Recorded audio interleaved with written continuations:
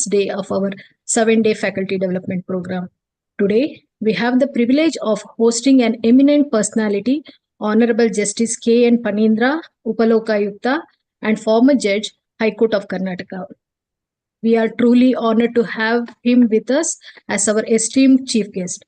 His profound insights on the topic Bhartiya Sakshya Adhiniyam 2023 with special reference to confession will undoubtedly enrich our understanding and broaden our perspectives on this significant subject. It is indeed my privilege to present his brief profile of our distinguished chief guest, Honorable Justice K.N. Panindra.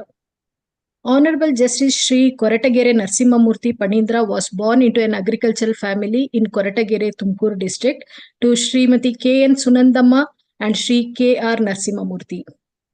He completed his school and pre-university education at government schools in Koratagere before graduating with a BSc from Government Science College, Tumkur. He pursued his law degree at Vidyodaya Law College, Tumkur, affiliated with Bangalore University. Enrolling as an advocate with the Karnataka State Bar Council on August 7, 1985, Justice Panindra began his legal career in the chambers of Sri M.S. Rajendra Prasad, a former judge of the High Court of Karnataka, and later with Sri Subramanya Swamy, a freedom fighter and an advocate in Tumkur. He practiced in various areas of law, including civil, criminal, and miscellaneous cases. From 1988 to 1998, he served as a part-time assistant professor at Vidyodaya Law College, where he had once been a student. In 1998, he joined the judiciary as a select district judge and served in various capacities across Karnataka, including district and sessions judge in Bangalore, Shivamogga, Udupi, and Haveri. In addition to his judicial duties, he was appointed as secretary to the Honorable Chief Justice of the High Court of Karnataka in 2009 and later served as the director of the Bangalore Mediation Center from 2009 to 2012. He also contributed to the Government of Karnataka as Principal Secretary, Law, Justice and Human Rights from 2012 to 2013. Elevated to the bench as a judge of the High Court of Karnataka on October 24, 2013, Honorable Mr. Justice Panindra continued his distinguished service until his retirement on May 19, 2020. During his tenure, he was recognized with the Karnataka State Award in 2009 for delivering judgments in Kannada. As a noted resource person, he has participated in numerous seminars and conferences, including 2 national mediation conferences in New Delhi and 1 in Bhubaneswar, as well as an international conference on forensic sciences service at JSS Medical College, Mysore. On March 29, 2022, after his retirement, he assumed the charge of Honorable Upalokayukta. It is our honor and privilege to have the opportunity to hear from such a distinguished and esteemed personality as Honorable Mr. Justice K.N. Panindra in our program today. We are indeed fortunate to be graced by his presence and to benefit from his vast experience and wisdom. May I now request our principal sir to formally welcome the chief guest and the gathering. Over to you, sir, principal sir. Good evening, sir, and good evening, friends.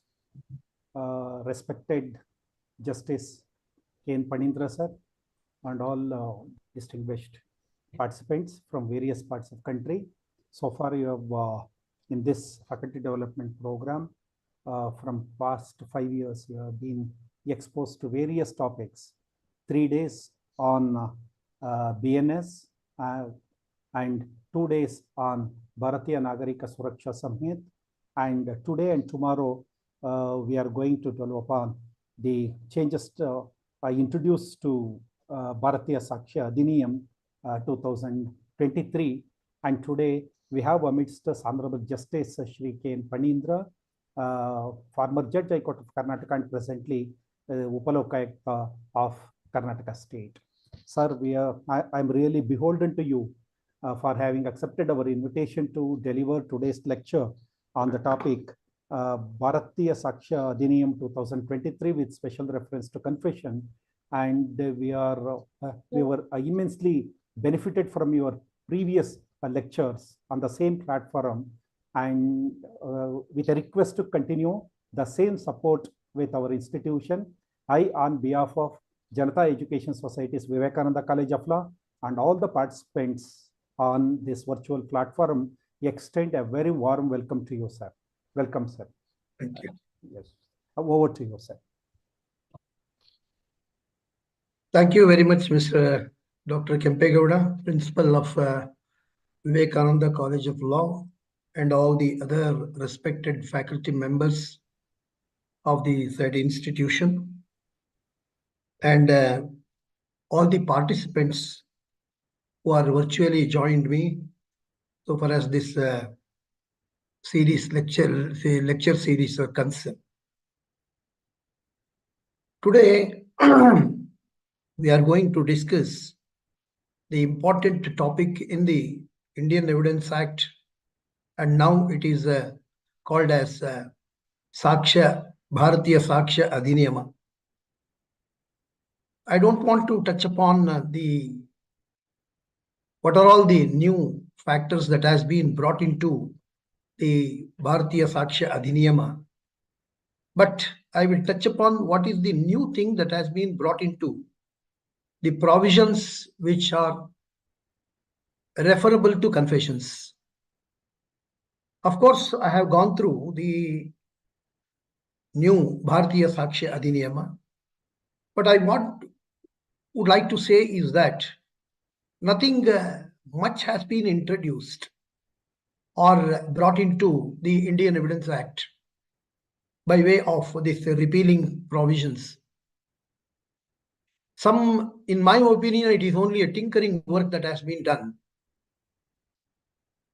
Some important aspects only with reference to the primary evidence and the secondary evidence with regard to the electronic evidence has been brought into, so as to overcome the situations expressed by the Honorable Supreme Court in various decisions, right from parliamentary attacks case to Anwar's case. In order to bring certain aspects into Indian Evidence Act or the Bhartiya Sakshya Adhiniyam, so that electronic evidence can be brought into in the evidence, so that truth should not be snubbed before the court. All the important aspects of electronic evidence which contain truth, one way or the other, by means of at least at most following strict procedural aspects that should be placed before the court for consideration. For lack of procedural irregularity or aspect, it should not be thrown out from the court. It appears that is the main object in bringing certain aspects into Bhartiya Sakshya Adhiniyam. Just I want to say that how this new enactment can be applied to the pending cases and as well as to the new cases. As we all know that it is virtually prospective in nature, so far as the new cases which come after 1/7/2024 is concerned, because it was brought into force from the date on 1/7/2024. From that day onwards, what are all the cases which come before the courts, new cases come before the court, strictly the Bhartiya Sakshya Adhiniyam is applicable, including all other enactments like BNSS, and also the Indian Penal Code is now called as Bhartiya Nyaya Shastra Adhiniyam. Nyaya Shastra. You see, in order to apply for the pending cases, the problem arises how the Criminal Procedure Code or Indian Penal Code or the Indian Evidence Act, which are newly termed in their prospective names, are applicable to pending cases.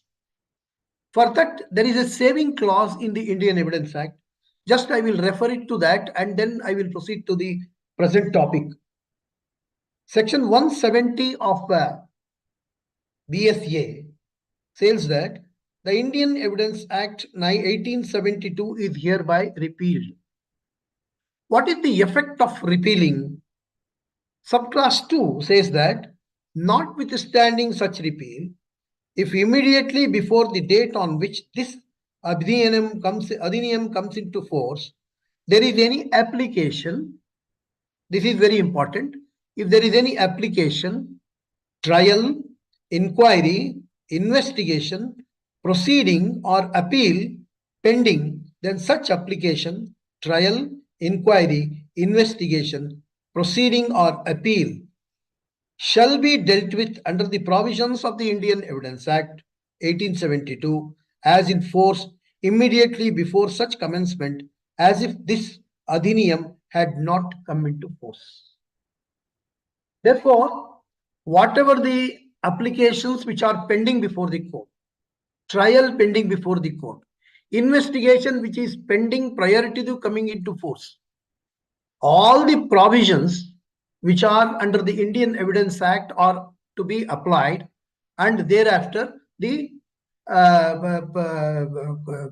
case has to be filed before the court. If the investigation is supposed pending, whether new Bhartiya Sakshya Adhiniyam, section 61 onwards, that is the electronic evidence is concerned, whether it is applicable. The answer is no, because if the investigation is pending, old law is applicable and the procedure has to be followed under the Indian Evidence Act, and then the case has to be filed before the court. Likewise, if any application is pending before the court under the Indian Evidence Act or under any of the provisions of the BNSS, then that application has to be disposed of in accordance with the earlier provisions. The question arises here, if we read that trial, application, inquiry, investigation, proceeding, or appeal pending. So here revision word is missing. A revision word is missing. Whether if we say that proceeding includes a revision or application includes a revision, that requires independent application of mind. This has arose when the Criminal Procedure Code earlier was amended in the year 1973, virtually repealed. The same similar provision was introduced in CRPC. That is the saving clause, repealing and saving clause.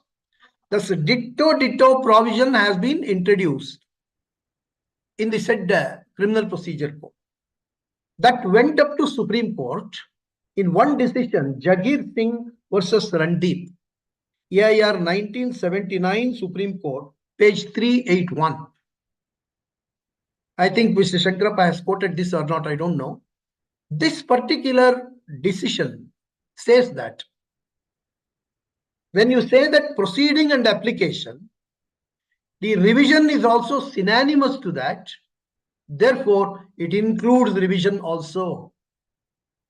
So what we have to understand from this is that, suppose if an application has to be filed before the criminal court, whether we have to file in a pending proceedings, whether we have to file under the old law or under the new law, if fresh application has to be filed before the court. Today we are new law, but proceeding is old, prior to coming into force of the enactment. Then the Supreme Court also says that if the application prior is independent, which has not part of any proceeding before the court, then it should be under the new act. That means the applications which are independent, nothing to do with the trial, nothing to do with the proceedings, nothing to do with the investigation, nothing to do with the pendency of any appeal. If such applications have to be filed, then it should be under the new act. But if any application requires to be filed, which touches the pending proceedings, and it will partake the nature of connecting with the trial or the application or inquiry, investigation, which is already pending, then it should be filed under the old act, under the Indian Evidence Act. For example, let us say, I will give you an illustration. Suppose if you want to file an application for bail, for grant of bail before the court. The case is already pending, trial is going on. You want to file a bail application before the court. Whether bail application has to be filed under the old law or under the new law. This bail application is nothing to do with the trial. It is standalone application which has got its own independency before the court. The court need not look into the trial, or it will not in any manner affect the trial. That application can be disposed of without touching the trial of the case. So if such an applications are to be filed, then the new act is applicable and the applications have to be filed under the new enactment. Even otherwise, if under the old act itself an application is filed, wherever these applications are independent and stand alone, in such an eventuality, if the court passes an order on such an application, inquiry or appeal, whatever it may be, then the order passed by the court, though it is passed under the old act, but it is deemed to have been passed under the new provision of the new act for the purpose of challenging the same by way of appeal or revision or under any of the provisions of the criminal law before the higher courts. Because you are starting the revision or an appeal or a proceeding before the appellate court afresh after the law coming into force. Therefore, then new act is applicable and appeal, revision, applications, everything should be filed before the appellate court by under the new enactment. So that what we have to understand so far as the application of the new enactment is concerned. Now there are few provisions under the Indian Evidence Act which govern the chapter, govern the important aspect of confession, which we are going to study today. Earlier, from section 24 to 30 of Indian Evidence Act was governing with reference to the confessions. There were totally 6 provisions.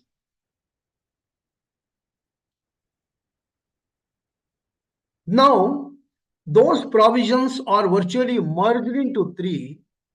Now, only 3 provisions are available from section 22 to 24. Earlier, some of the provisions which run as explanations or illustrations or provisos to the main provisions of confession, those are brought as provisos to main provisions, these 3 main provisions of the BSA. So that is only the main important aspects that we have to observe so far as this chapter confession is concerned. Now let us see what is the basic principle under the Constitution. Though this Bhartiya Sakshya Adhiniyam is now 2023, but earlier Indian Evidence Act was even prior to our Indian Constitution.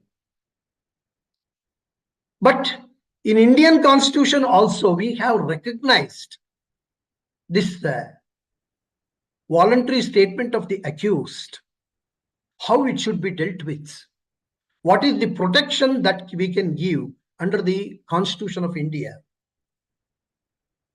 So that we have two important articles which governs this on the basis on the basic basis of principles we have to adopt even after our Indian Constitution, the protection we have given to the accused. Number one is Article 20, subclass 3, protection in respect of conviction of offences. Here, subclass 3, which is very important, which says that no person accused of any offence shall be compelled to be a witness against himself.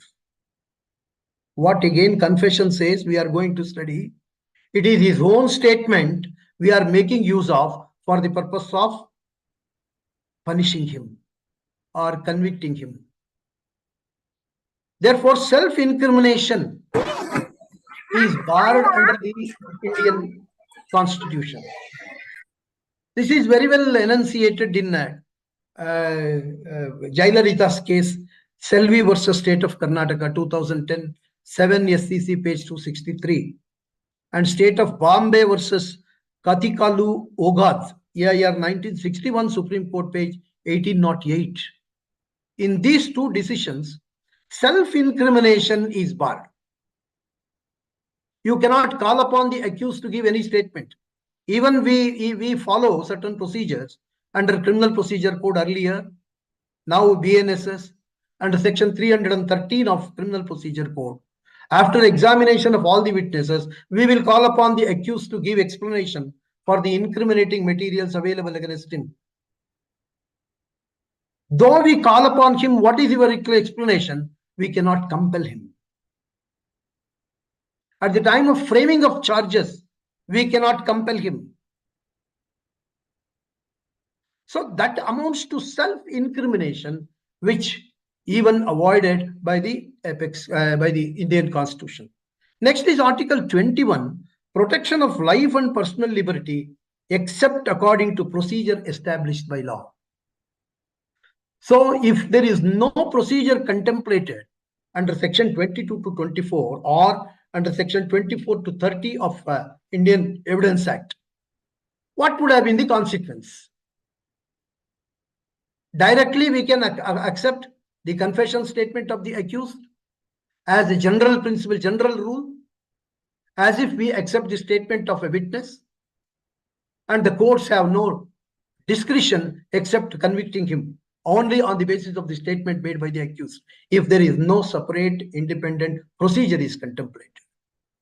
Therefore, this article, it protects the life of a person and liberty of a person. That is why in various enactments, the procedure has been contemplated. Now, we are concerned with section 22 to 24 of BSA, which is referable to procedure. It is actually a procedure. Evidence Act, Indian Evidence Act, and BSA is also procedural laws. This is also called as adjunctive law because something more is required in addition to the procedure. Where we say it is not only a procedure, something more is required to be established. Then we call it as it is adjunctive to the procedure. That is why we call it also as an adjunctive law. So here, two decisions, Nagaraj versus Union of India, 2006, 8 SEC, page 212, which says that procedure under law should be very strictly followed. And various other decisions also there, which are referable to Article 21, where procedure is contemplated, that procedure has to be strictly followed. Otherwise, without following the procedure, right of a person, liberty of a person should not be taken away.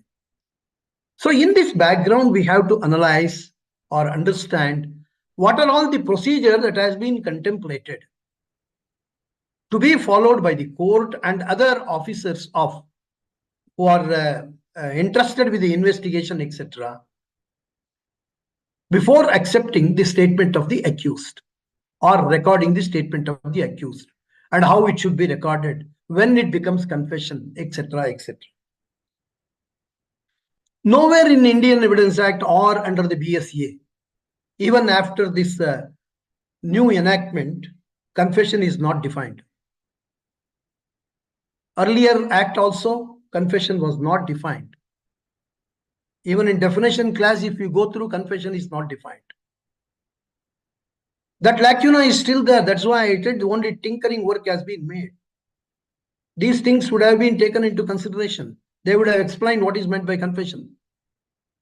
Not explained. Therefore, again, we have to fall back upon some dictionary meaning or the experts who have given the meaning in their books, etc. But Supreme Court has an occasion to deal with this aspect. In the year 1965, in Sahu versus State of Uttar Pradesh, AIR 1966, Supreme Court, page 40. Though it is not explained, if we go through the Stephen's Digest of Law of Evidence, it is clear that it is an admission of guilt by the accused. Not only admission of guilt, but any statement substantially accepting all the facts which constitute an offense. The facts constituting an offense may be part by part, it may be there. But if the accused in total accepts all the facts which are necessary to constitute an offense, or directly admitting the guilt, that constitute a confession statement. So then, he has to admit that he has committed the crime, or he has to admit all the facts which are necessary for constitution of an offense. If he makes a statement by which he does not clearly admit, but some ambiguity is there, or he partly accepts, partly disowns, or he inculpates himself and inculpate others, or sometimes he exculpate himself, inculpate others, then such statements should be taken as a whole to ascertain whether he has directly admitted the guilt or substantially admitted the facts which constitute an offense, where the court can draw an inference that it amounts to confession. But law says that confession means it should be inculpatory. If he excludes himself, inculpates somebody, it cannot be said it is a confession. Confession means he admits the guilt. So therefore, though a definition is not there, if we see that what is admission, if we go to the definition of admission, it is admission of a fact in issue or a relevant fact which are necessary for adjudication of the rights of the parties. Various definitions have been given so far as admission is concerned. Like that way, confession means it should be an admission of guilt by the accused, for which he has been charged. The new enactment, Bhartiya Sakshya Adhiniyam, section 22 of BSA, which deals with the confession, which type of confession should not be accepted by the courts. If the confession caused by inducement, threat, coercion, or promise becomes irrelevant. You see, relevancy of facts, if we go through from section 5 to 5 onwards, so and so, in the Bhartiya Sakshya Adhiniyam also, different provisions have been given. But similar provisions have been retained, number has been differently given. This is also one of the relevant facts, but it starts with the negative aspect that it becomes irrelevant. When it becomes relevant, this is also, this provision also says that under what circumstances it becomes relevant. So under section 28 of the Indian Evidence Act earlier, has been introduced to this provision as a proviso, and section 29 has been introduced as a second proviso to section 22. A confession made by the accused, that is, admitting the guilt or admitting the facts which constitute an offense, which are tainted with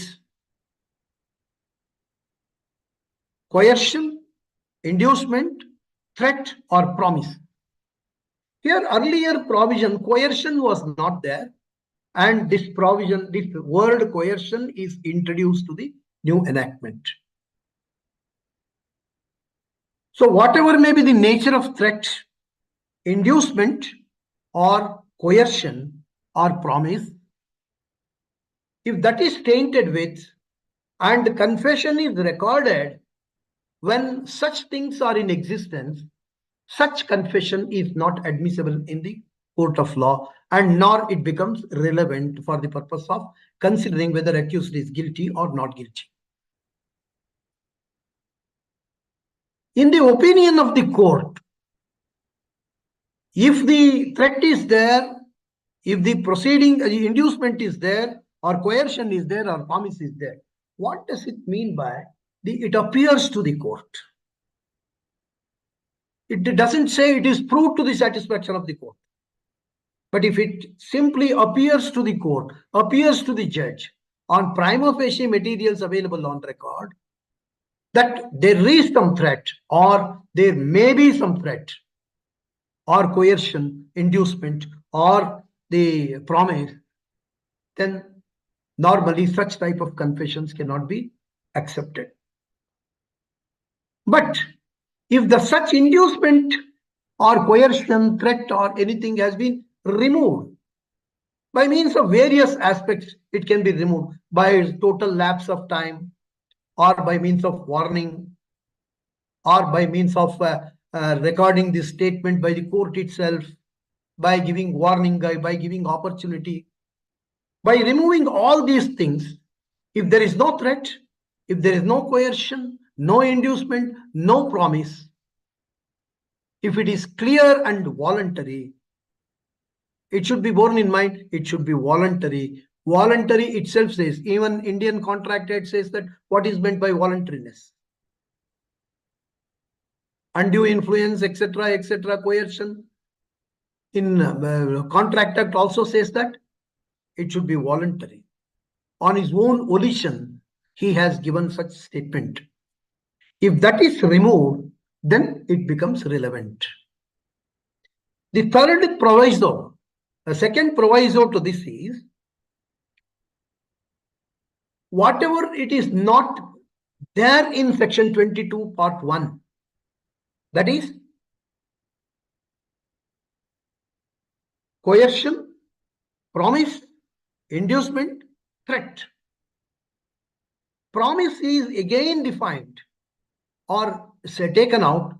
Promise of secrecy is different from other promise. If only promise of secrecy is there, or if merely because confession, if it is otherwise relevant, when a person is drunk and from him it is come out about the commission of the offense by him and others, or secondly, if somebody has promised that he will keep it secret, he will not disclose it to anybody, if such secrecy is there, or deceit is practiced on him for the purpose of eliciting the truth, or some irregularity is there in recording the confession by the magistrate, merely because of that reason, the confession will not become irrelevant, but the court should be very careful in appreciating or keep having the very evidentiary value to such confession. That we will go into in detail. I will say how, when confession is not voluntary, when it becomes voluntary. So totally under this provision, we have to say that number one is when it becomes irrelevant. First proviso, when it becomes relevant. Second proviso, even notwithstanding anything contained in the above said two provisions, if otherwise than what is contained in section 22, if any other process is applied and truth is extracted, confession is extracted, merely because of that reason, it will not become relevant. It will not become irrelevant, it becomes relevant. That I will in detail, these two provisions, I will in detail let you explain little later. So confession should be free and voluntary. Where the confession is with inducement, threat, coercion, and promise. But these things are not only that, but the confession, inducement, threat, coercion, promise. Apart from this, if the accused is making this statement for various other purposes without knowing what are his legal rights, sometimes he directly come and say that I will confess myself. If there is a mistake of fact, if mistake of law, and in order to acquire notoriety, expecting benefit for himself or to others, or to save some other person, or to injure the feelings of others, in such circumstances, the court has to consider whether it is voluntary or not. Even though there was no threat, no coercion, no inducement, no promise, but in spite of that, the court also should see whether it is voluntary. I will give you an illustration. A father, having found some misconduct in his daughter, he beats her up like anything. And the next day, he opens the door of the room and she found her daughter dead. Immediately, he took her to the hospital, but she has already breathed her last. And thereafter, he went to the police station voluntarily and he said and lodged a FIR himself that I have committed the murder of my daughter. And thereafter, he gone to the trial. Even at the time of framing of charges, he admitted that I have committed the murder of my daughter. And all the things have come forward. At the time, the judge has to look into whether such statement is voluntary. On examination of the papers of the court found the PM report, the death of that girl is otherwise than this beating.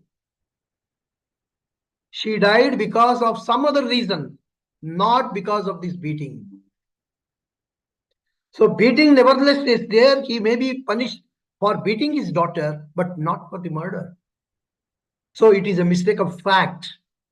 He presumed himself or assumed himself that I have committed the murder of my daughter, but in fact he has not committed the murder except beating her. Mistake of law. Sometimes I have right of private defense, I have mental illness, I have so many other provisions under the Criminal Procedure Code, Indian Penal Code, or any other law for the timing in force which come to my help as a defense. Without knowing all those provisions, if he directly accepts, confesses, whether it can be said it is voluntary. Sometimes you might have seen that various organizations, they said these illegal activities have been done by us. Though they might not have done, they have not done that, but in order to take the name, notoriety, they will say that we have done that. And to save some other persons, you might have seen in various circumstances, somebody has committed the offense. In order to save that man from the clutches of law, somebody sacrifices his life and accepts the guilt, whether it can be called as voluntary. So apart from this, the court has also to see that whether it is voluntary or not. If it is voluntary, and then if it is not by means of any threat, coercion, or other things, then only the confession statement has to be accepted by the courts. So now come to extrajudicial confession. So this relevancy and irrelevancy is not only applicable to judicial confessions, but also all types of confessions. So extrajudicial confession is the confession made otherwise than the magistrate, even if it is made to a police officer. Whether it is admissible, we are going to see in the next provision. Extrajudicial confession is sometimes it is made to other persons other than the magistrate. It is said by the Supreme Court in various decisions. Extrajudicial confession, it is not recorded by anybody. It is partakes the nature of hearsay evidence. Because what the accused has stated before some third party, he comes before the court and says that accused told me that he has committed the offense. So in general principles of law, that hearsay evidence is not admissible. Because it is in the nature of extrajudicial confession, it falls under res geste because it interconnects with the conduct of the accused and the crime, which is immediately made after the offense is being committed. The court has to see whether it is falls under res geste principle in order to accept that extrajudicial confession, and also to see before whom it has been made, whether it was voluntary again, whether that type of extrajudicial confession is trustworthy for acceptance. Supreme Court in various decisions said the extrajudicial confession is a very weak piece of evidence. The court should be very slow in accepting such confessions. It should pass through the scrutiny, strict scrutiny of the courts. Because of the reason, no procedure is followed for recording of that particular confession statement. Whether it is made to a person who has got any authority or so related to him. For example, accused commits an offense and comes to his wife and tells her that I have committed this offense, to her, to his mother, to his brother, sister. Because of this affinity of relationship between them, the court has to apply its mind whether it was possible voluntarily giving such confession before such relatives. So totally we have to see extrajudicial confession is made otherwise than the magistrate. Then the court should be very careful in accepting the same tool. It has to look into the surrounding circumstances, whether it was voluntary and whether it would have been made by the accused under the circumstances. Normally what will happen in courts, we have seen, we have rich experience on that line, that the opposite party, if a created witness is there, who is nowhere connected with the accused at any point of time, he comes before the court that accused suddenly came to me and told me that he has committed the offense. The court has to examine whether there was any possibility of this accused going to that man and disclosing the offense where he has no assurance that he may save him or protect him or keep it in secrecy. Then such extrajudicial confessions should be very carefully scrutinized. Whether it is trustworthy and true has to be examined by the court. This has been considered by the apex court in state of Punjab versus Sarbhajan Singh, AIR 1975, Supreme Court, page 258, and Shivappa versus state of Karnataka, AIR 1995, Supreme Court, page 980.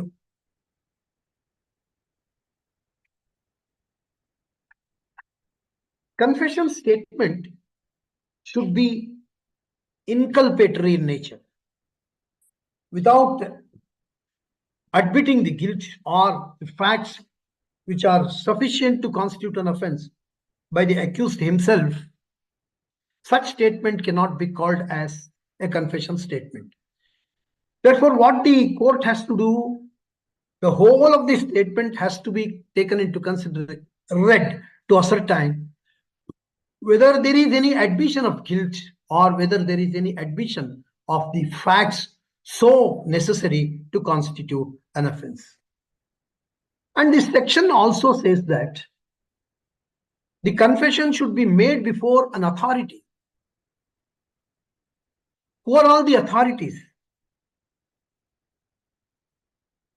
If it is an extrajudicial confession, the person is having close relative or the other persons who are competent. For example, a doctor.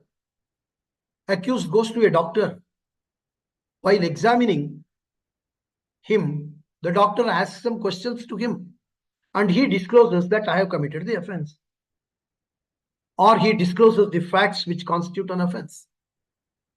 So this person, though he has no legal authority, but consequential authority is there to him to hear the accused.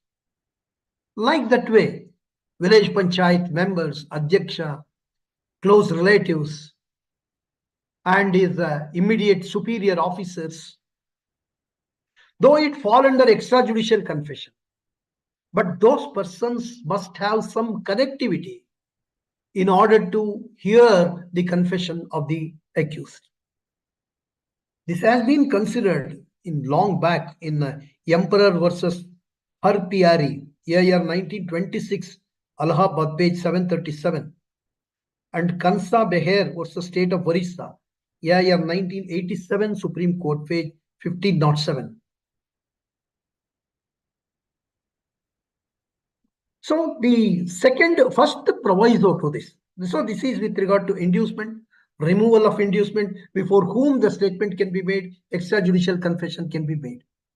This first proviso, if the confession made after removal of the inducement, such confession becomes relevant. So relevancy has to be tested by the court.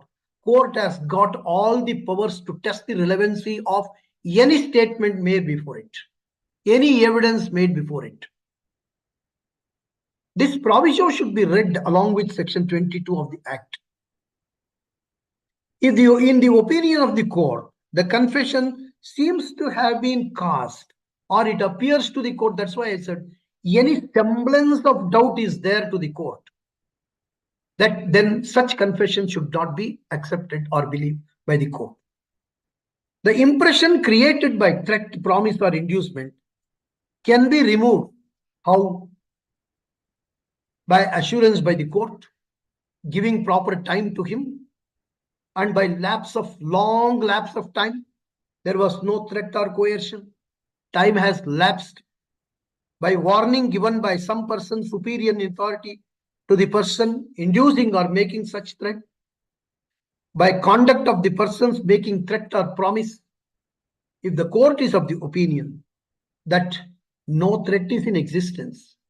So this actually applicable so far as extrajudicial confessions are concerned. The last proviso, that is second proviso to section 22, the confession made under promise of secrecy. See, this provision says that when the confession becomes relevant, if such confession, extrajudicial confession, or the confession is made by the accused on the promise of secrecy, because promise of secrecy is not covered under section 22. Simply promise is there, but here promise to safeguard him is there in the section 22. But here promise of secrecy. You tell me everything, I will not disclose it to anybody. That is promise of secrecy.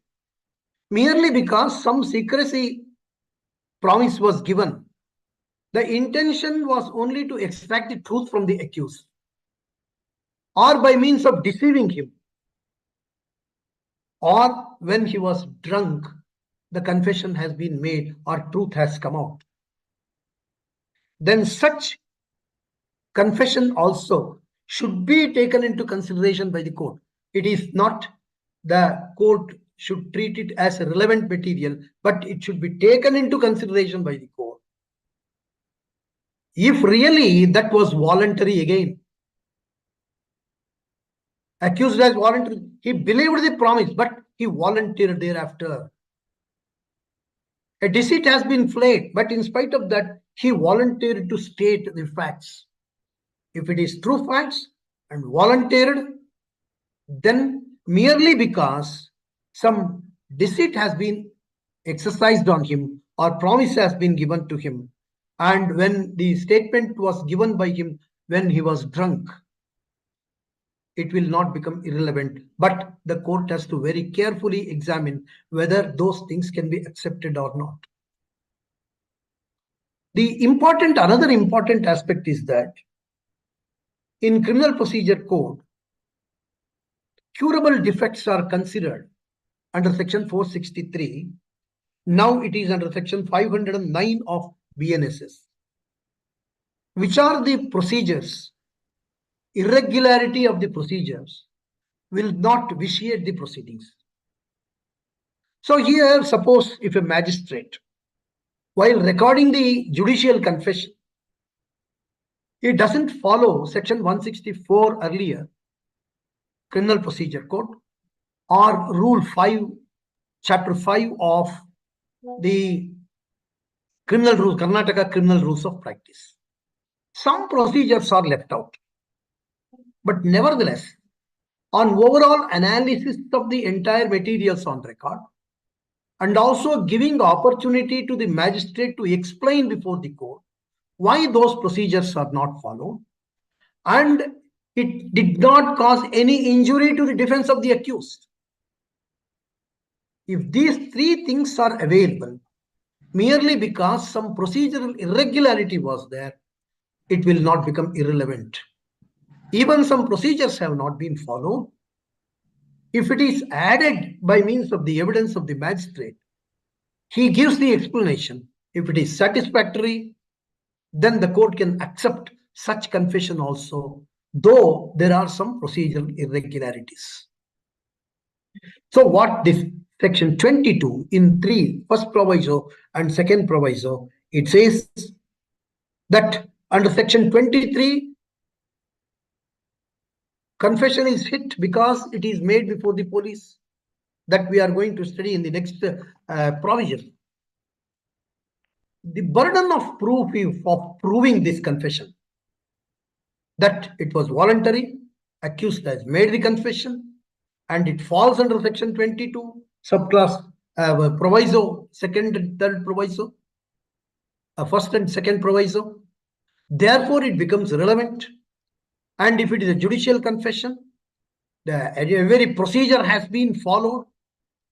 And if it is by the co-accused, Section 30 or Section 24 is strictly complied, it is the burden on the prosecution to show that the confession is to be accepted and it is voluntary and it is virtually substantial in nature. Confession is a substantial evidence, though it is not conclusive. Sometimes it becomes conclusive when the court acts upon the confession alone without referring to any other evidence, because it, at the time of framing of the charges itself, the court accepts the guilt of the accused and punishes him. That amounts to voluntary confession of the accused. In petty cases and other small offenses, it may happen. It virtually amounts to confession. No magistrate will follow the procedure for that because of the gravity of the offense. But so far as considering the gravity of the offense, if the procedure is not followed, then that cannot be considered as a confession and it cannot be relied upon by the court for the purpose of recording a confession. So burden normally on the prosecution, but the accused has to show some circumstances which are necessary for the purpose of creating a doubt in the mind of the court, because the wordings used in Section 22 is if it appears to the court. He must make it appear to the court that that confession is not voluntary, that confession is not properly recorded, and that confession cannot be accepted. Next, section 23 of BSA, which in fact the combination of section 25 to 27 of old Indian Evidence Act. The first provision 23(1) deals with the confession made to a police officer shall be, no confession made to the police officer shall be proved as against a person accused of any offense. There is a clear statutory bar under this particular provision. What we have to understand here is that even though there was no threat, no promise, no inducement, no coercion by the police officer, and it was voluntarily made by the accused. In spite of that, because of the statutory prohibition, the confession made before the police officer is hit by section 23 bracket 1. The courts have to understand that merely because there was no threat, inducement, promise, or anything as contained under section 22, and it is purely voluntary, merely because it is made before the police officer, why it should not be accepted? Therefore, it should be understood in such a manner when there is a statutory bar which says that whether there is any inducement, whether there is any threat, whether there is any promise, irrespective of all those things, you cannot accept such confession made before the police. And secondly, no confession made by any person while he is in custody of a police officer, unless it is made in the immediate presence of the magistrate, and such thing shall not be proved against him. Therefore, if the person is in the custody of the police, if he makes any such statement before anybody, including the police officer, such confession also barred under the subclass 2 of section 23, unless that statement is made before the magistrate. And that too, it should not be in the immediate presence of the police. Otherwise, it will not become voluntary. That means to say that the court law has presumed that if he is in the custody of the police, or if he is not in the custody of the police, but it is made before the police. If he is in the custody of the police, if the statement is made to the police or to any other person except a magistrate, such confession is also not to be taken into consideration as voluntary. Second proviso is first proviso to this section is that it is with reference to section 27 of the earlier Indian Evidence Act. The statement of the accused made before the police, how much of that statement is admissible in evidence? Provided that when only a fact is deposed to as discovered in consequence of the information given by the accused. Here the word used there is information, not admitting the guilt.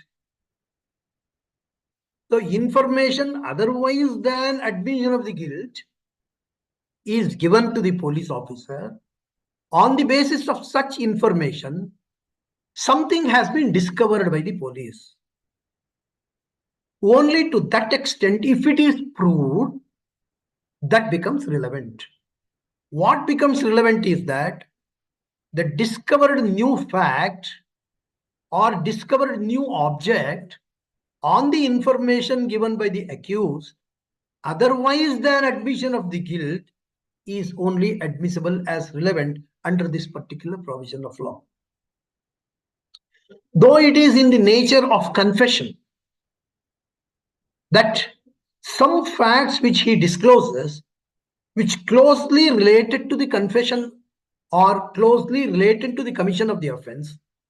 Nevertheless, that is only a discovery of a fact which directly doesn't amount to confession of a guilt. In one case, in state of Punjab versus Barkat Ram, Naya year 1962, Supreme Court page 276. Who is police officer has been explained, before whom a confession statement should not have been made. Or when the accused is in custody, he is not supposed to make any statement before any other person. The police are competent. They should not allow that person to give any statement before anybody except the magistrate. But in certain circumstances, police officers are also empowered to record the confession statement under any other law for the time being in force, which is the statutory empowerment if it is given to them. Such recording of the confession statement, if it is proved to the satisfaction of the court that it was voluntary, the court can take that into consideration as a relevant fact. Earlier, TADA Act was there, and police officer, investigating officer, Act itself was provided to record the confession statement. And under NDPS Act, to some extent, now it is Supreme Court has virtually struck down that provision. It is pending before the larger bench, where confession of the accused is recorded because of the reason that becomes a statutory confession. For example, if accused says that I have committed an offense of distributing the ganja to the college students. I have kept some ganja in my house. If you take me, I will show that place where the ganja was kept. So here there are two statutory confessions arises. If the police officer is empowered to record such confession statement, he admits the guilt of distributing that to the students, one confession, that falls under the definition of an offense under the NDPS Act. Secondly, the possession of ganja itself is an offense. If he shows the place where he has kept that, it shows that he was in exclusive possession of the same. And possession is also punishable. These two are statutory confessions now, falling within the definition of the confession, but it should be established that it was made voluntarily by the accused before the court. So therefore, what we have to understand is that if a statute provides otherwise than Indian Evidence Act, that a special enactment which empowers, for example, customs officer, for example, TADA Act, or any other law for the time being in force, which is in existence, or it may come in future, which empowers the police officers or investigating officers to record the confession of the accused, then that becomes relevant, but it is not conclusive. Relevancy is different from conclusiveness. Substantive evidence is different from conclusive evidence. That will not, again, it is subjected to cross-examination, subjected to consideration by the court. The court admits the confession statement normally in a very tight way as held by the Supreme Court in various decisions. Reasons for exclusion of confession to the police. Why? The court presumes because the investigating agency, not only truth-finding body, but their officers are infallible in nature, and always they want to succeed in their case. there may be a threat, there may be a coercion, inducement, may word used or may word incorporates, it creates a doubt. When the court can doubt that it may happen in the custody of the police, therefore, such statements made before the police should not be accepted. This is considered by the good old decision, Queen Empress versus Babulal, 1884, ILR 6, Allahabad, page 509. And Haidar versus State of Maharashtra, 1979, 4 SCC, page 600. And who is a police officer? As I have told you, that the person is having power to arrest the accused, keeping him in his custody, and file the charges against him before the court of law. Number one. Number two is that the person who is otherwise authorized by the statute to having control over him or arrest him, he may not be a police officer, but he may be other officer like forest officers, Lokayukta police officers, regular police officers, customs officers, specially empowered officers under the mines and minerals now. So therefore, the police officers means the person who is entitled to investigate into the matter, ascertain the truth of the case, and capable of arresting or taking the accused to his custody. Now the question arises, what is meant by arrest? Whether he should be in the custody of the police, how it should be,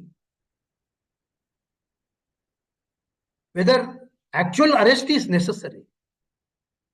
The Supreme Court says that in the year 1994, Supreme Court, page 610, in Murli alias Denny versus State of Rajasthan, it says that the possession of the accused need not be with the police, but if the police have surveillance over the accused, that is sufficient to show that he is in custody of the police. In one case, it happens that suspecting the commission of the offense, the police have registered a case and sent the police constable and other officers to apprehend the accused. One of the police officers apprehended the accused. He was bringing that accused along with in a tanga, in a cart, that is horse cart. Then when the police officer was with him,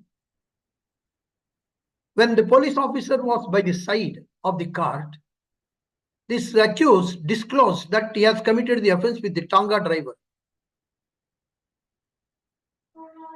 So the court held that it was in the presence of the police, not made immediately to the magistrate. Therefore, it is hit by section 23. If the police officer is there in his presence itself is sufficient. If any confession statement is made, that should not be taken into consideration unless it is recorded by the magistrate by following the procedure. That is what the Supreme Court also considered. And section 23, subclass 2, confession while in custody. How it should be recorded by the courts. The police recording, so far it falls under proviso. Police recording the confession of the statement. The magistrate recording the confession of the statement, it falls under 23 subclass 2 of VSA. As I told you, police custody means if it is in the surveillance, that is sufficient. A woman was arrested for the murder of a young boy, was left in the custody of villagers, while the Chowkidar who arrested her left for the police station and she confessed in his absence. Emperor versus Jagia, AIR 1938, Patna, page 308. And I have already told you the Tonga case. It is R versus Leicester, ILR 1817-20, Bombay 165. In these two decisions, court held that he was deemed to be in custody of the police. Therefore, any confession made in the presence or under the immediate surveillance of the police or in the custody of the police, that is hit by section 23 subclause 2. The exception to this is recording of the confession by the magistrate. How it should be recorded, and more sanctity is given to this type of confession because a separate procedure is contemplated under the Criminal Procedure Code or BNSS and also under, so far as Karnataka is concerned, Karnataka Criminal Rules of Practice.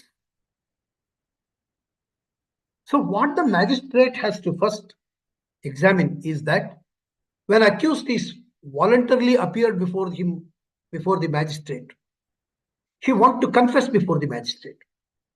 Whether he was in custody or not, the magistrate has to see that whether he is an accused in a particular case to record the confession statement. Then the magistrate has to follow certain procedure which is contemplated under the law. If it is recorded in accordance with the procedure, it becomes a substantive evidence and more reliable material before the court of law. When statement is made to any magistrate, the word used is any magistrate. He need not be a jurisdictional magistrate. He need not be a magistrate who can try the accused later. Any magistrate, but he should be a judicial magistrate. That means to say that any other person who is also empowered with the magisterial powers by the state government, unless they are specially authorized to record the confession statement, all those persons are debarred from recording any confession statement. Just like executive magistrates, district magistrate, subdivisional magistrate, they are all called as executive magistrates, but they are not supposed to record the confession statement. Only magistrate means he is a judicial magistrate. Pritam Singh versus State of Madhya Pradesh, AIR 1997, Supreme Court, page 445, which explains who is a magistrate. Now, according to the new provision of BNSS under section 183, earlier 164 of Criminal Procedure Code, which contemplates when the accused is in custody of the police, how the confession statement has to be recorded. This section also says that the magistrate can also record the statement of a witness. It also says that if a confession has to be recorded, what is the procedure that the magistrate has to explain or follow. Chapter 5, Rule 5 of Karnataka Criminal Rules of Practice. It is still stringent. It also gives some of the questionnaire that has to be put to the mouth of the accused before recording of the statement of the accused, confession statement of the accused. The magistrate has to first ascertain whether he has been produced by the police or from the judicial custody.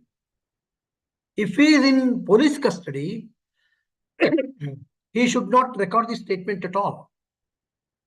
He should warn the accused that he need not make any confession before the court. He is not obliged to give any statement to the court. He is at liberty to contest the case. If he gives such statement voluntarily, he will record it and it will be used, it may be used against him later. And thereafter, if he is in the custody of the police, he should be remanded to the judicial custody, and the same police should not bring him to the court thereafter. If prison authorities or any other police brings him to the court for recording of the confession statement, At least the magistrate has to give 24 hours time for reflection, to think it over whether I have to give confession, because magistrate has already warned he did not give any statement. If he gives voluntarily, it may be used against him and he may be punished for those offenses, etc. So reflecting time will be given at least minimum of 24 hours.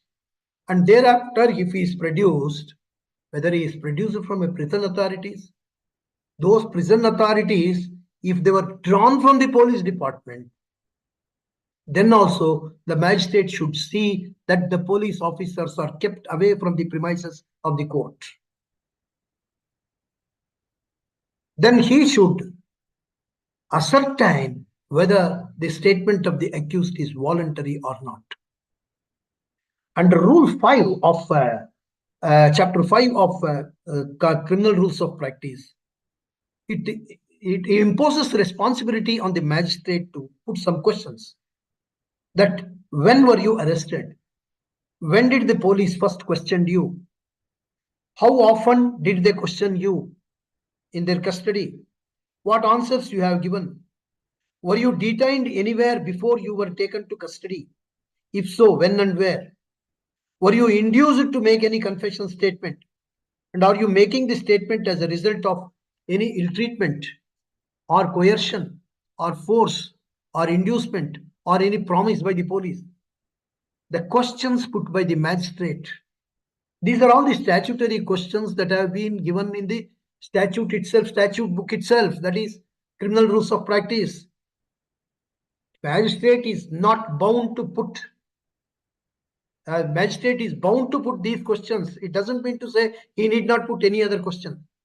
He can put any number of questions, any questions to satisfy himself that the threat is removed, no threat, no coercion, no promise, no inducement. And more than that, it is voluntary. After understanding the warning given by the magistrate, in spite of that, the accused wants to voluntarily give the statement. No force. Even magistrate has to take utmost care before recording this confession statement, because this confession statement goes a long way against it during the course of trial. That's why I told you already, under section 22, second proviso, if there is any irregularity, and say before that, I will tell you, after doing this, if the accused still desires to make a statement and the magistrate is satisfied, his satisfaction should be expressly written in his order. The magistrate shall record the statement of the accused. He shall record the statement of the accused during court hours, save for exceptional reasons. If he can record it in his residence or in his chambers, but exceptional circumstances, it should depict in the orders itself. The magistrate shall see that during the questioning of the accused and the recording of his statement, there are no police officers either in the courthouse or in the vicinity.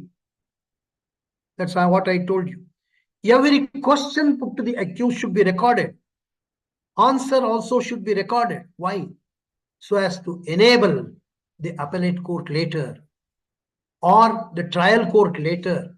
If it is triable by the court of session, it will be committed. Then the magistrate, the session judge, has to understand that whether it is voluntary. On the basis of such voluntary statement, the statement has been recorded by the magistrate.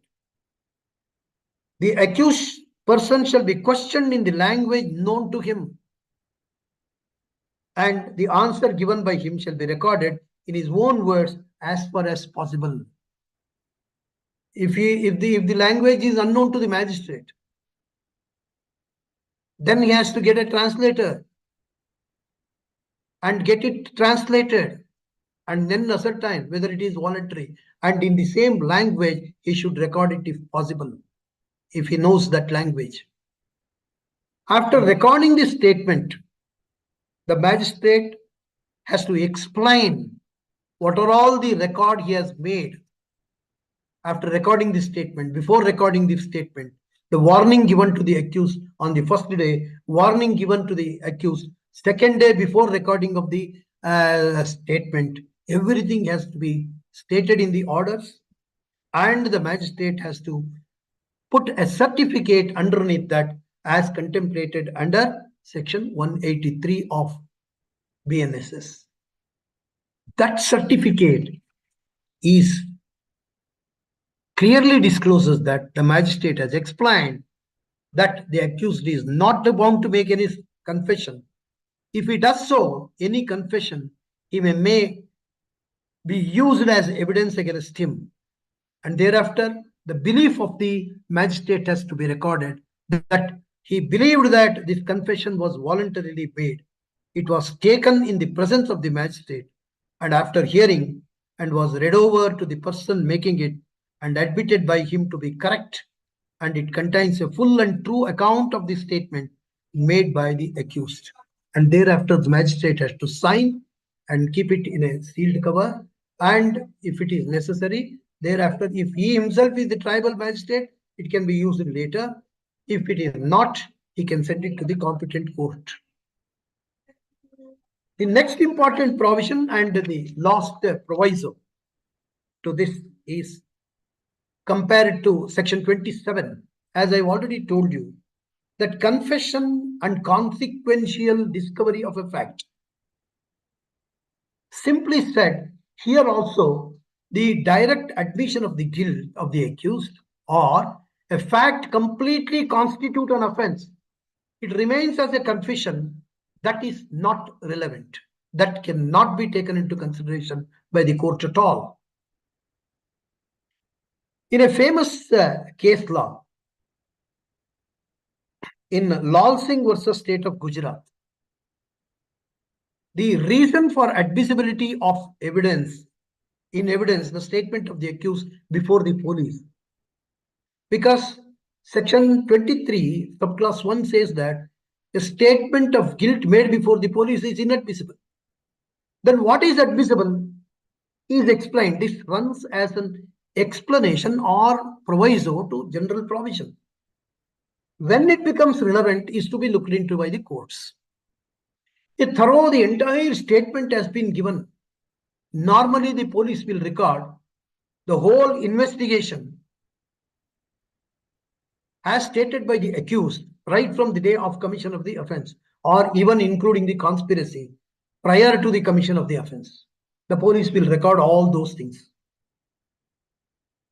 The court has to examine which one is inculpatory, which one is confession statement, which one amounts to only discovery of a fact which doesn't amount to confession.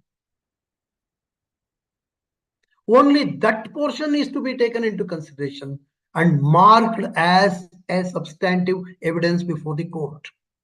The rest of the matter becomes useless.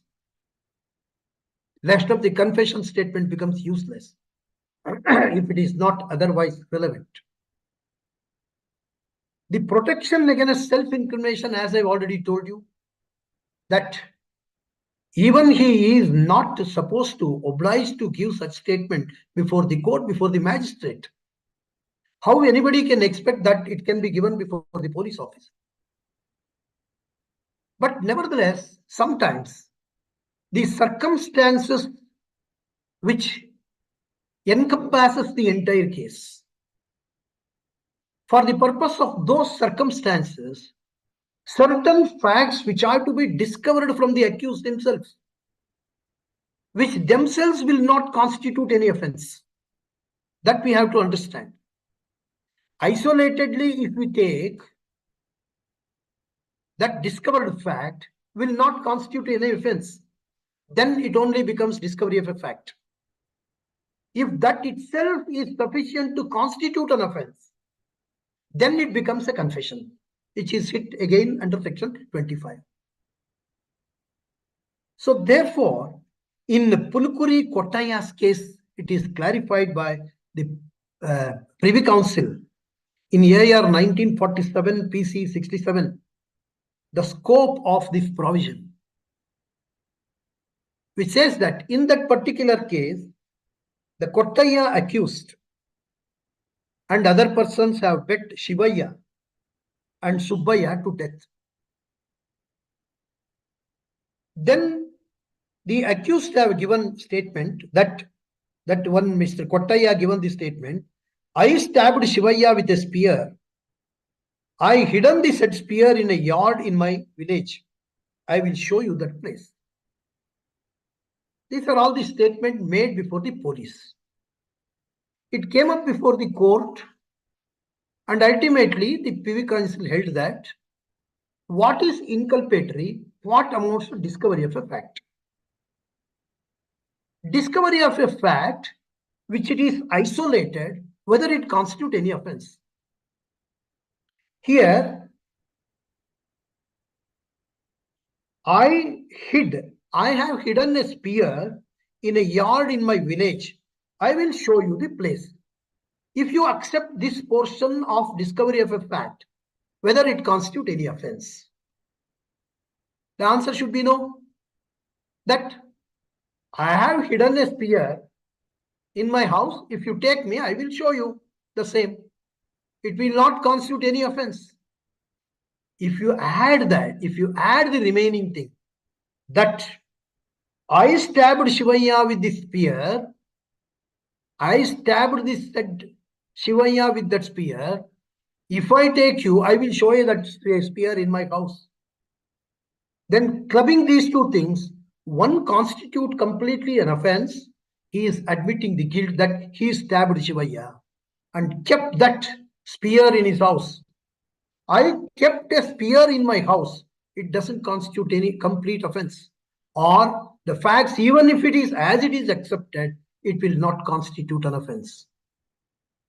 Therefore, in that fashion, this proviso has to be accepted and read in order to accept whether it is purely a confession statement or it is in the nature of a confession statement, but actually it is a discovery of a fact, discovery of a fact from the accused, which doesn't amount to admission of guilt nor admission of a fact which constitute an offense.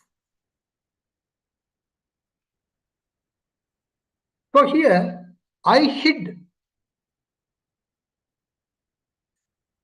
Shivaya with a spear is to be excluded from consideration, and the remaining thing becomes a substantive evidence if it is proved.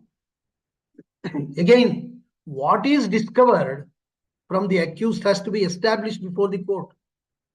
It may be an object, it may be a fact.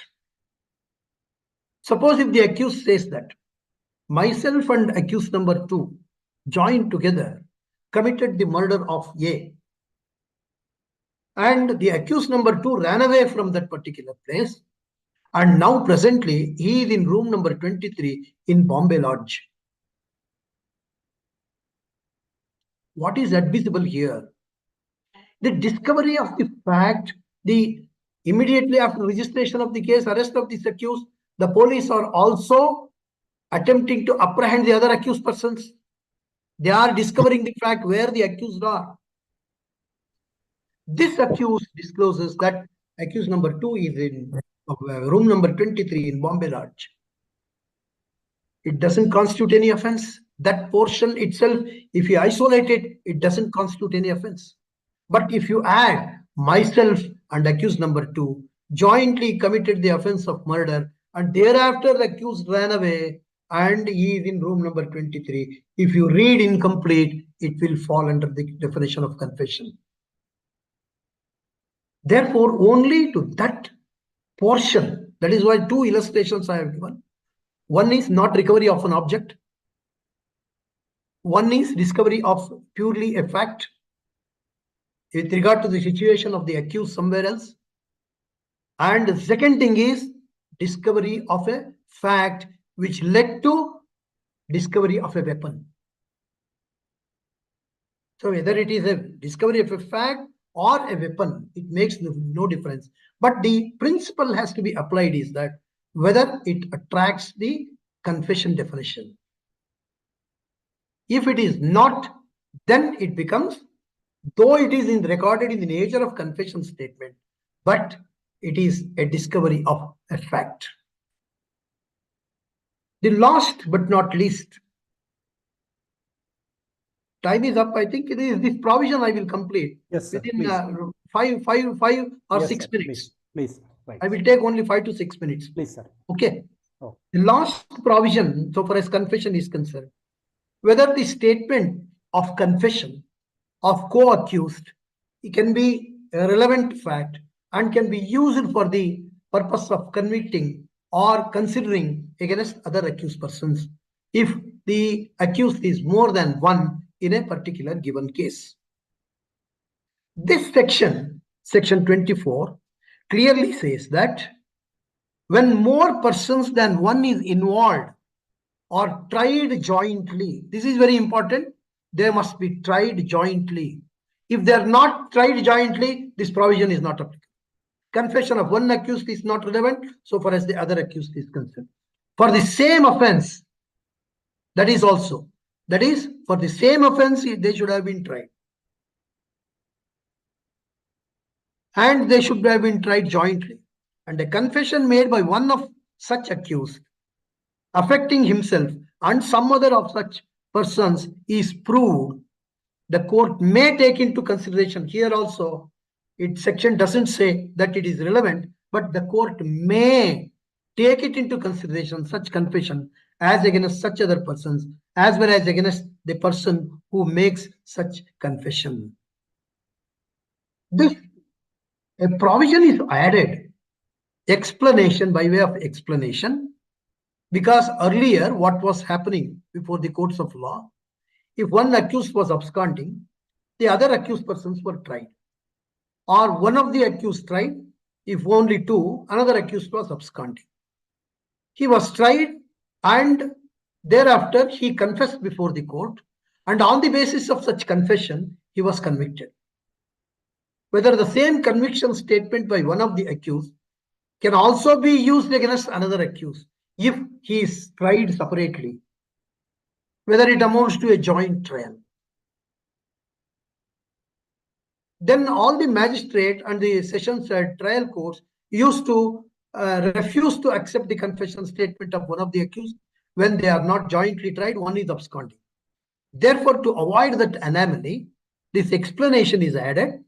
A trial of more persons than one held in the absence of the accused who has absconded or who fails to comply with a proclamation issued under section 84 of the Bhartiya Suraksha Samhita 2023 shall be deemed to be a joint trial for the purpose of this section.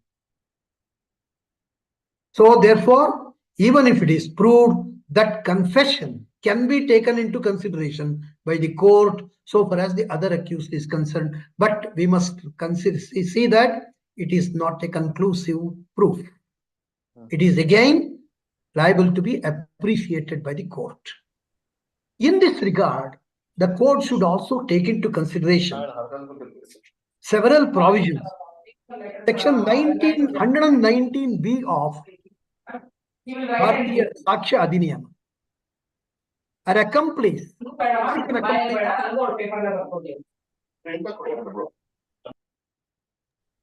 Participants are requested to mute your microphone. An accomplice means earlier there was an anomaly between this section 114 earlier. 114 presumptions, court may presume.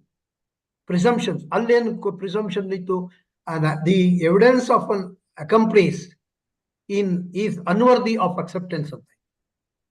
But under section 133, the uncorroborated testimony of an accomplice can also be relied upon by the court.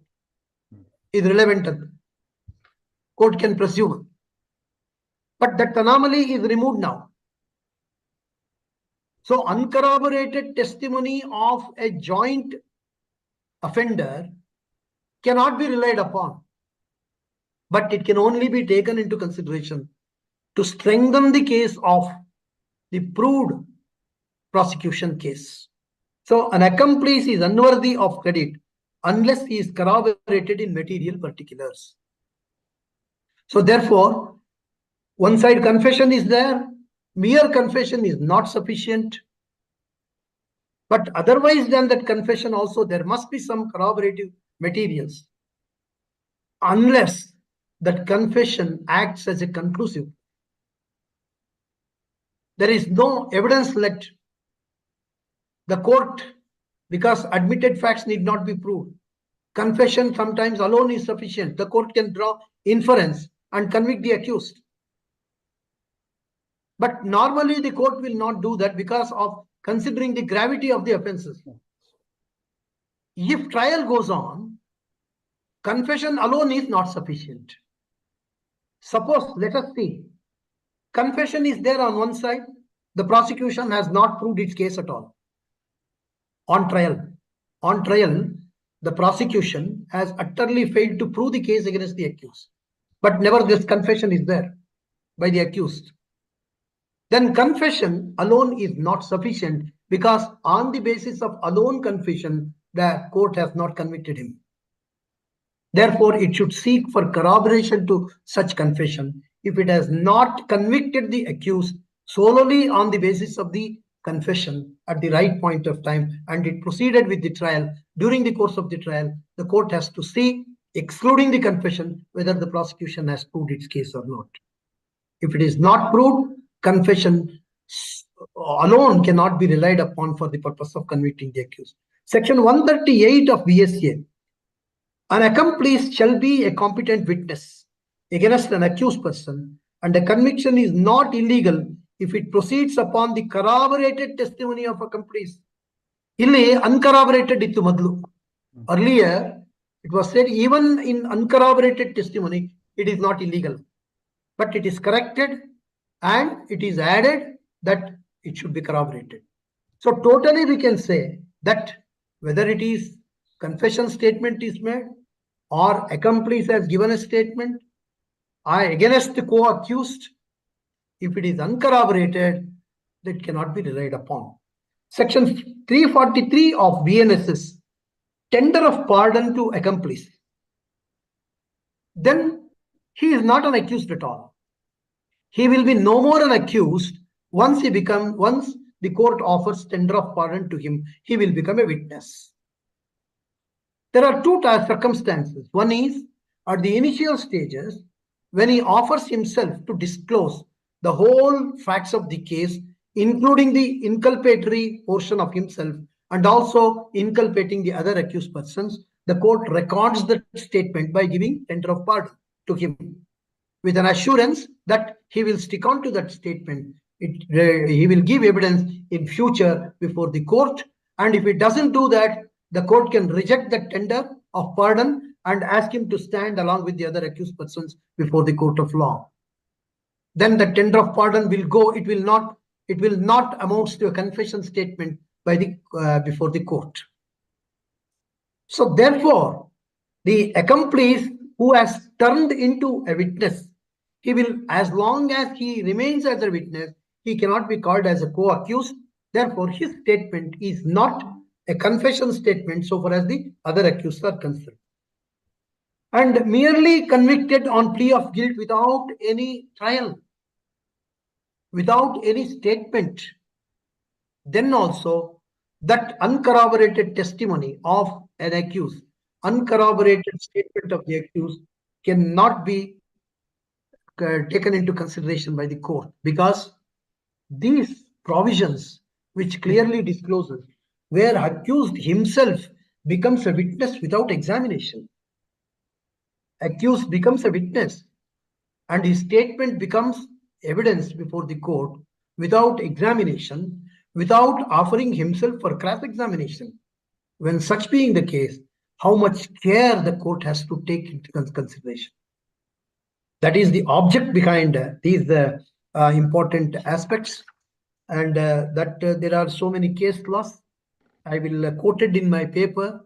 I will provide that paper to you, and you can, if necessary, make use of in your college.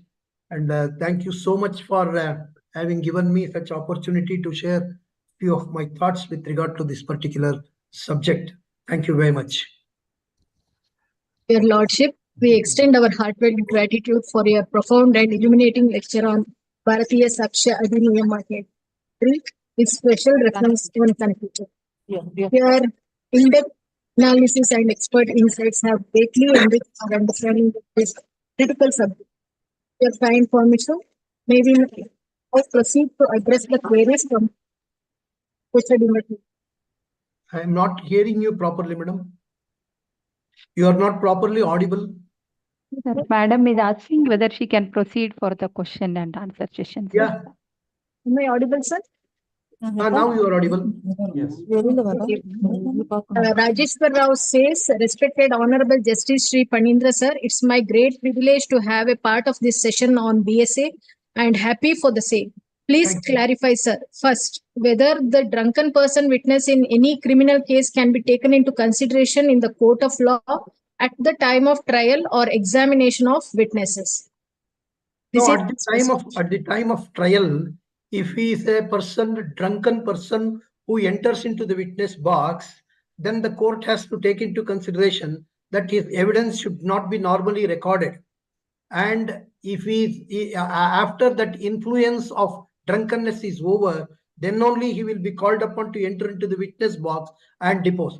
This is not applicable so far as the confession statement is concerned, because it is given outside the court. It amounts to extrajudicial confession only. okay, sir. It is applicable to extrajudicial confession. Okay, sir. Next question he asks, can any accused confess that he committed an offense due to undue influence during his dying declaration? Such a declaration is maintained. Yeah, accused. Can any Rajeshwar Rao sir, you can unmute and you can ask you can directly ask. Yes, accused, sir. Accused. Yes, Accused yes. makes a dying declaration. Yes. Accused himself makes a dying declaration. Yes. That due to Yeah, correct. Where is the trial? No, he is doing a dying declaration itself only. He has confessed Where that. is the trial? Trial is The proceedings completed. commence. Yeah. If he is an accused, Sir. if he makes a dying declaration and dies, Sir. proceedings submits. Okay. Okay, sir. Yes, Thank sir. you. All right, I will further clarify. If after making such statement, if he survives, Sir. if he survives, Okay. and charge sheet has been laid against him, then it is no confession, because due to inducement. Yes, correct. It is hit by section 22. Yes. That Because it is. It can no more be called as a dying declaration if he survives. Number one. Right.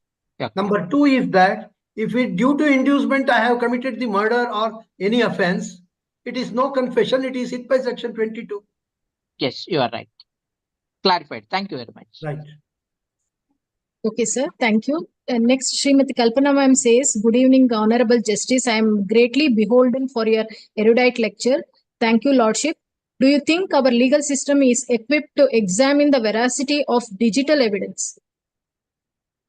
It is a debatable point because of the reason that the judges are nowadays are fully trained, and cyber law experts are training the judicial officers. And moreover, first the investigating agency has to be trained for the purpose of ascertaining or collecting the digital evidence before the court and how it is to be proved, etc. Prosecutors, judges have to be proved. And in my opinion, it is not so equipped yet. Okay, judges sir. are not so equipped yet. It is my personal opinion only. Sir, thank you. Next again, Rajeshwar Rao. Station specimen, fingerprint and handwriting of the accused person is taken. Is this a violation under Article 20 Clause 3 of the Constitution of India? No, it doesn't amount to violation, because fingerprint is not inducing anything to the person. It doesn't violate Article 23. But narco analysis, it violates. That is why Selvi's case is larger bench, it is still pending. Inducing something to extract the fact, that is only Article 23. It will not violate any privacy, etc. Thank you, sir. Thank you, Your Lordship, for your invaluable insights and for taking the time to address our participants' queries. If anyone has any queries, you can directly ask the Honorable Justice, or we will go to vote of thanks. This is Sumitra again, sir. This is in continuation of your answer to the technical evidence. If the judicial officers are not trained, I think we can always make use of the help of the experts in this field. They are doing that. They are doing that. They are doing that. You see, the court can call any person as a witness. There is absolutely no doubt. And the judges, suppose, you see, judge need not read everything. Whenever circumstances come, he should equip himself. Judge is not a forensic expert. For example, judge is not a doctor. Judge is not an engineer. Judge is not a police officer. In spite of that, the judge has to learn on the basis of the materials available on record by reading the books, by experiencing and taking the materials from the experts. That's what they are doing. Suppose if I will tell you, if a forensic report is there with regard to gunshot injuries, judges may not be knowing how the gunshot injury will be caused, what wound that will cause, what is the exit wound, what is the entry wound, how it causes inside injury. All those things should come from the expert. So the expert will explain. So normally experts' evidence we will give credence to that. Why it should be disbelieved, we will accept that. Only if you want to differ, that judge should be more than an expert. Then we will call upon some other expert, or we will send the matter to some other expert, calling him upon to explain. Or else, if we are unable to understand the forensic science report or the post-mortem report, we can call any expert to the court, seek explanation from him, and ascertain what is correct, what is true. Then only the judge will put his pen on the paper. Thank you. Thank you, sir. Your Lordship, thank you for patiently addressing the queries of the participants. As we conclude this session, I would like to request my colleague, Dr. Sumitra, our Assistant Professor, Vivekananda College of Law, to deliver the vote of thanks. Thank you, Madam Nirmala. Good evening, everyone. It's my pleasure and privilege to render the vote of thanks on the 6th day of 7-day FDP on criminal laws. At the outset, I acknowledge and feel gratitude for the constant support extended by our parent body, Janata Education Society, and all its office bearers.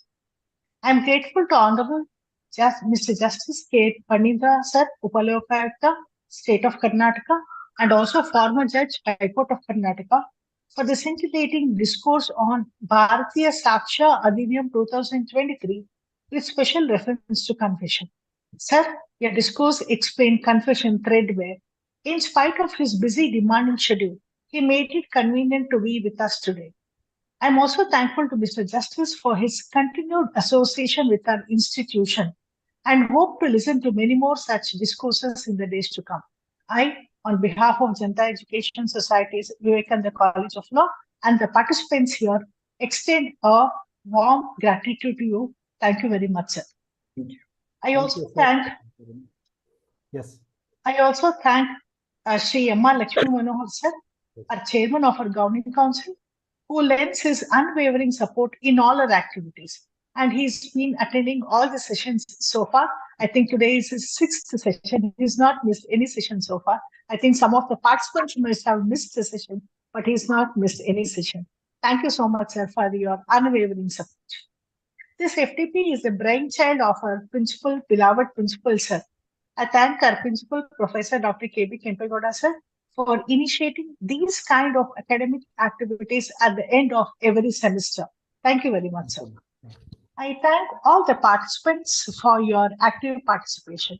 I thank the program coordinator, Srimati Nirmala P. Hegde, and our IQAC coordinator, Dr. Bhuvaneshwari S. Kolaki, for the smooth conduct of this 7-day FDP. Thank you, both of you. I thank all my faculty members I thank everyone who has been part of this academic journey and who's been with us for the past 6 days. Thank you very much. Thank you, one and all. Thank you, Dr. Sumitra Madam, for the eloquent vote of thanks. Your kind words and recognition have added a fitting conclusion to our event. Before we conclude, I kindly request all the participants to complete the feedback form available in the chat box. We also look forward to your active participation in tomorrow's sessions, where we will have the honor of hearing from Honorable Mr. Justice H. Billappa sir, former judge of the High Court of Karnataka. He will be addressing us on the topic examination of witnesses, which will mark the final day of our 7-day faculty development program. Thank you. Thank you, one and all. Thank you, sir. Thank you, Mr. Thank you. Gaurav. Thank you, sir. Thank you very much, sir. Thank you, I sir. will quit now. Okay. Yes, sir. Please. I will leave the meeting. Please. Yes, sir. Right. Thank you. Sir, shall I end?